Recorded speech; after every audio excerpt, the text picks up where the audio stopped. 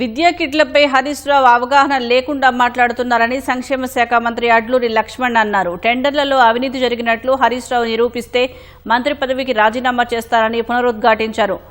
దొర మెప్పు పొందేందుకు ఆర్ఎస్ ప్రవీణ్ కుమార్ తహతహలాడుతున్నారని ఎద్దేవా చేశారు. తన పక్కన కూర్చోవద్దని కేసీఆర్ అవమానించిన సంగతి కొప్పుల ఈశ్వర్ మర్చిపోయారా అని మంత్రి అడ్లూరి లక్ష్మణ్ ప్రశ్నించారు. హరీష్ రావు గారు మాజీ మంత్రి 2,000 కోట్ల రూపాయల స్కామ్ జరిగింది.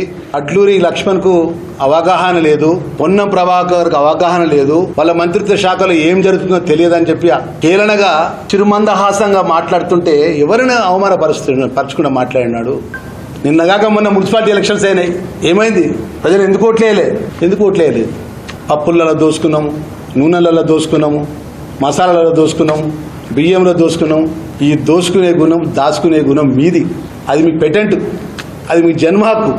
ఖబర్దార్ ఈశ్వర్, నువ్వు అనుకుంటున్నావు కావచ్చు, కానీ నేను ఎక్కడ కూడా మంత్రి అంటే మంత్రి లెక్క అట్టాసన హాలం చేస్తే ఎప్పుడు వచ్చినా ఈ ఆర్ఎన్బి గెస్ట్ హౌస్కి వచ్చినా ఒక్కరినే వస్తా.